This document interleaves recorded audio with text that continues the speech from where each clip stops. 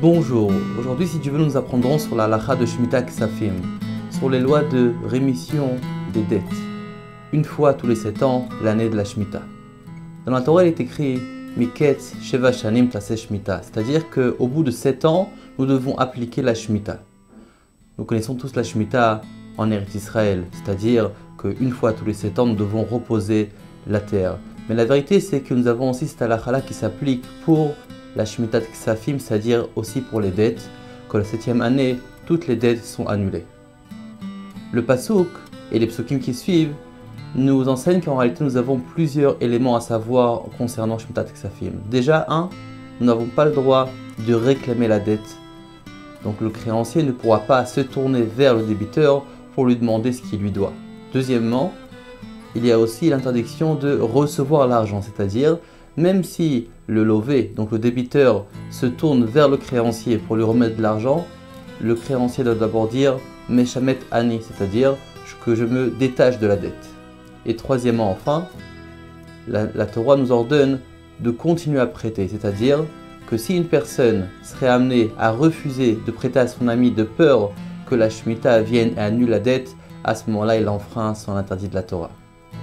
Maintenant, concrètement, il y a une question qui se pose, c'est que quand la Shemitah Ksafim s'applique. Dans la Torah, on sait très bien que la Shemitah Ksafim était mis la Torah à cette époque-là. Mais concrètement, au fur et à mesure des années, après le Khurban, après la destruction du temple, la Shemitah est devenue des Rabbanan, c'est-à-dire que ce n'est plus d'ordre de la Torah, mais c'est d'ordre rabbinique, l'ordre de nos sages. Concrètement, la halachot reste les mêmes, et on doit aussi respecter la halachot comme il se doit. C'est pour cela que c'est important d'étudier la halachot, à part le fait de les connaître en soi, et comme le Rabbi l'explique, en étudiant ces halachot-là, nous approcherons la venue du Mashiach. Car cette mitzvah-là s'appliquerait pleinement lorsque Mashiach viendra Bezrat Hashem très prochainement. Maintenant, nous allons apprendre quelques points sur Shemitah Ksafim. Qu'est-ce que ça veut dire Shemitah Ksafim? Donc comme on l'a dit, c'est de se retirer, c'est-à-dire de se détacher de la dette qu'on nous doit. Mais plus précisément, nous allons voir qu'il y a plusieurs avis et aussi plusieurs détails à savoir. Lorsque une dette est due avant la Shemitah ou durant l'année de la Shemitah, il faut savoir que c'est la fin de la Shemitah qui annule la dette.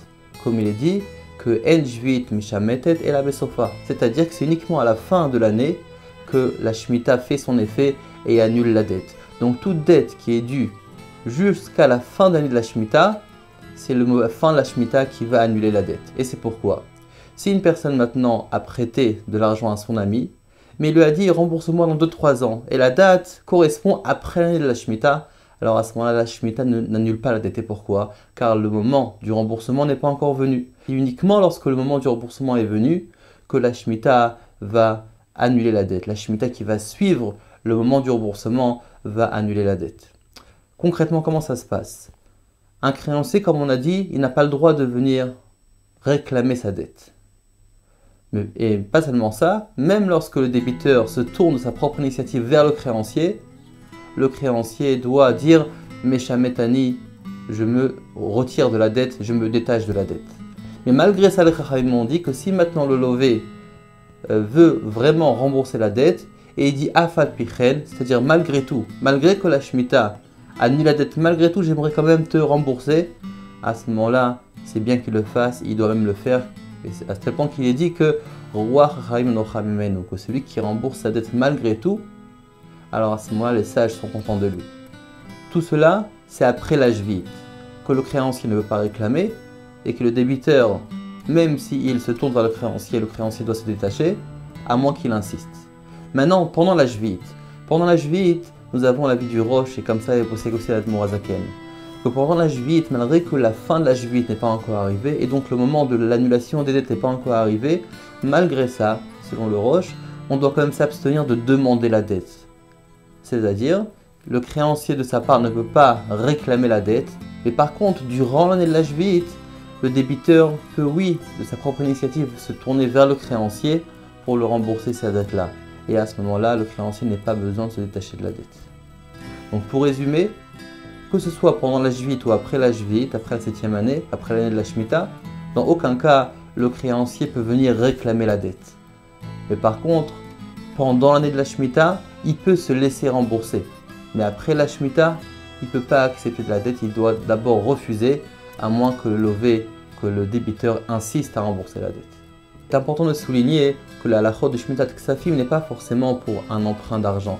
Ça peut être aussi sous d'autres formes, comme par exemple lorsque j'achète quelque chose ou lorsque j'emploie une personne pour travailler, mais je n'ai pas d'argent pour payer l'achat ou pour payer l'employé et qu'il me dit tu sais quoi, c'est pas grave, tu me payeras plus tard. Alors à ce moment-là, là aussi, s'il est comme on dit dans la halakha, Zakaf ala b'milveh, c'est-à-dire qu'il me dit tu sais quoi, je te prête l'argent jusqu'au moment où tu auras de comment rembourser. À ce moment-là, c'est aussi considéré comme un prêt pour notre cas et il y aura aussi le din de Shmitat Ksafim qui s'applique et automatiquement la dette sera annulée. Pareillement aussi, si par exemple j'ai mon ami qui m'a laissé un chèque et que je n'ai pas pu encaisser le chèque et arrive le moment de la Shemitah, donc admettons que la fin de la Shemitah est arrivée, comme on a dit que la fin de la Shemitah c'est elle qui annule la dette, et donc je rentre dans la 8e année et je me rappelle que j'ai un chèque de mon ami que je n'ai pas encore encaissé. Et il y a une grande marloka entre les poskim, si oui ou non la Shemitah va annuler ce chèque. La question qui se pose, c'est est-ce que je considère que le chèque c'est de l'argent ou bien c'est comme un shtar, c'est-à-dire c'est uniquement un accord qu'on a fait que en arrivant à la banque avec ce chèque-là, je peux encaisser ce qu'on me doit. Et donc lorsque j'ai ce chèque entre mes mains, la question qui pourrait se poser c'est est-ce que ce chèque-là est considéré comme réellement de l'argent ou bien que c'est uniquement, on dirait, le représentant de l'argent. Il me donne uniquement la possibilité d'aller réclamer de l'argent auprès de la banque. Dans ce cas, si je dis que c'est pas réellement de l'argent, donc c'est comme si que je lui avais prêté de l'argent. Et automatiquement, cet argent-là serait donc annulé lorsque la fin de la 7e année arriverait. Pour tout cela, pour tous ces cas-là, évidemment, nous avons le Prousboul, c'est-à-dire ce que Hillel HaZaken nous a institué, que Bezrat Hashem nous parlerons ça dans un autre shiur. De très bonnes nouvelles à tous.